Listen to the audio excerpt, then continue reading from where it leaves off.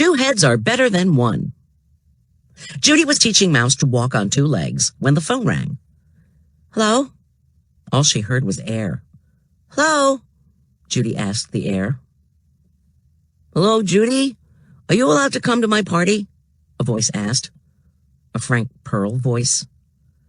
It had only been 2 days since he gave her the invitation. Wrong number, said Judy, hanging up. She dangled her new pizza table from a string in front of Mouse's nose. The phone rang again. Hello? Is this the Moody's? Not now, Frank. I'm in the middle of an important experiment. Okay, bye. The phone rang a 3rd time. The experiment's not over yet, Judy yelled into the phone. What experiment? Asked Rocky. Never mind, said Judy. Let's go to Vic's, said Rocky. I want to get something for my knee collage. Vic's was the mini-mart down the hill where they had cool prizes in the jawbreaker machine, like tattoos that wash off and magic tricks. Let me ask, said Judy. Mom, can I go to Vic's with Rocky? Sure, said Mom. Sure, said Judy, tossing Mouse the pizza table. I'm going too, said Stink. No, you're not, Judy told him.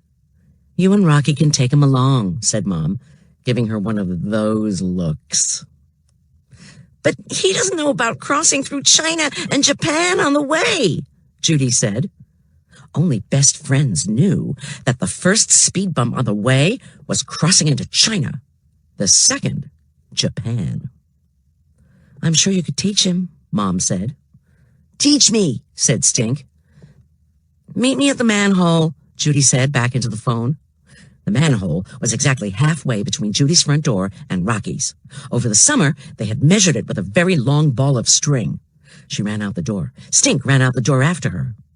Rocky had $1. Judy had $1. Stink had 6 pennies. If we put our money together, we can buy 8 jawbreakers, said Rocky. 2 heads are better than 1, Judy laughed. Get it? She unscrunched the dollar bill from her pocket and pointed to George Washington's head. I've got 6 heads, said Stink, showing his pennies. That's because you're a monster. Get it? Judy and Rocky cracked up. Stink did not have enough money for even 1 jawbreaker. You'll break your mouth if you try to eat 8 jawbreakers, said Stink. I could eat at least 2 for you. It's for the prizes, Judy told him. 8 quarters give us 8 chances to win a magic trick, said Rocky. I need a new magic trick to paste on my me collage. Hey, wait, said Judy. I just remembered. I need my $1 to buy Band-Aids. Band-Aids are boring, said Stink. Besides, you have 10 million. Dad says we have more Band-Aids in our bathroom than the Red Cross. But I want to be a doctor, said Judy. Like Elizabeth Blackwell, first woman doctor. She started her own hospital. She knew how to operate and put together body parts and everything. Body parts, yuck, Stink said. You saved Band-Aid box tops all summer, said Rocky. I thought you had enough to send away for that doctor doll. I did. I already ordered it back in July. I'm still waiting for it to come. But now I need a microscope. You can look at blood or scabs or anything with it. Stink asked, when do we get to China? We're still on Jefferson Street, Stink, Rocky told him. Let's look for rocks until we get to China, said Stink. Let's see who can find the best one, said Rocky. The 3 of them studied the ground as they walked. Judy found 5 pink pebbles and a Bazooka Joe comic with a fortune that read, Money is coming your way. Rocky found a blue Lego and a stone with a hole in the middle, a lucky stone. I found a black diamond, said Stink. That's just charcoal, said Judy. It's just glass, Rocky said. Wait, Judy said, crossing her eyes at Rocky. I think it's a moon rock. Don't you, Rocky? Yes, said Rocky, definitely. How do you know? Asked Stink. It has craters, Judy said. How did it get here? Asked Stink. It fell from the sky, said Judy. Really? Asked Stink. Really, said Rocky. In my Space Junk magazine, it tells how a moon rock fell from space and left a hole in Arizona once. And our teacher last year told us how a moon rock hit a dog in Egypt one time. No lie, Judy told her brother. You're lucky.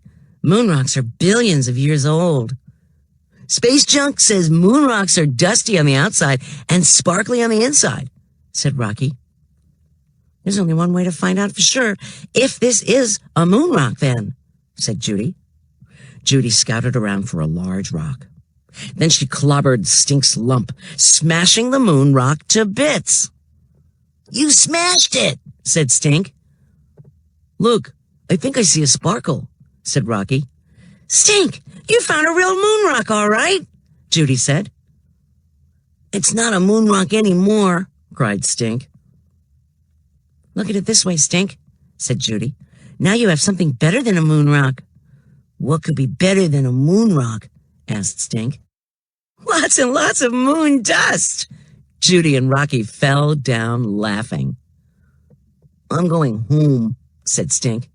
He scraped up handfuls of the smashed rock, filling his pockets with dirt. Judy and Rocky laughed the rest of the way to China, ran backward to Japan, then hopped on one foot while patting their heads until they got to Vic's. At Vic's, they put their George Washington heads together for one small box of Band-Aids and had enough left over for one jawbreaker each. Neither of them won a magic trick for Rocky's me collage. Not even a troll, or a miniature comic book, or a tattoo. Maybe I could put a jawbreaker on my collage, said Rocky. Are you going to stick some Band-Aids on yours? Hey, good idea, said Judy. Still a nickel left, Rocky said. So they bought a gumball and saved it for Stink. When they reached Judy's driveway, Stink ran toward them, his pockets jangling with money. Stink had brown lunch bags lined up on the front steps. Guess what? Called Stink. I made $3 just since I got home. No way, said Judy. Let's see, said Rocky. Stink emptied his pockets. Rocky counted 12 quarters. What's in the bags? Asked Judy. Everybody in the state of Virginia must want it. Yeah. What are you selling anyway? Asked Rocky. Moon dust, said Stink. My favorite pet. It was Labor Day, a no-school day. Judy looked up from her me collage on the dining room table. We need a new pet, Judy announced to her family. A new pet? What's wrong with Mouse? Asked Mom. Mouse opened one eye. I have to pick my favorite pet. How can I pick my favorite when I only have one? Pick Mouse, said Mom. Mouse is so old, and she's afraid of everything. Mouse is a lump that purrs. You're not thinking of a dog, I hope, said Dad. Mouse jumped off the chair and stretched. Mouse would definitely not like that, said Judy. How about a goldfish? Asked Stink. Mouse rubbed up against Judy's leg. Mouse would like that too much, Judy said. I was thinking of a two-toed sloth. Right, said Stink. They're neat, said Judy. She showed Stink its picture in her Rainforest magazine. See, they hang upside down all day. They even sleep upside down. You're upside down, said Stink. What do they eat? Asked Dad. It says here they eat leafcutter ants and fire-bellied toads, Judy read. That should be easy, said Stink. Tell you what, Judy, said Dad. Let's take a ride over to the pet store. I'm not saying we'll get a sloth, but it's always fun to look around. Maybe it'll even help me think of a 5-letter word for fish that starts with M for my crossword puzzle. Let's all go, said Mom. When they arrived at Fur and Fangs, Judy saw snakes and parrots, hermit crabs, and guppies. She even saw a 5-letter fish word beginning with M, a black molly. Do you have any two-toed sloths? She asked the pet store lady. Sorry, fresh out, said the lady. How about a newt or a turtle? Asked Dad. Did you see the hamsters? Asked Mom. Never mind, said Judy. There's nothing from the rainforest here. Maybe they have a stink bug, Stink said. One's enough, said Judy, narrowing her eyes at Stink. They picked out a squeaky toy mouse for Mouse. When they went to pay for it, Judy noticed a green plant with teeth sitting on the counter. "What's that?" she asked the pet store lady. "A Venus flytrap," the lady said. "It's not an animal, but it doesn't cost much, and it's easy to take care of. See these things that look like mouths with teeth?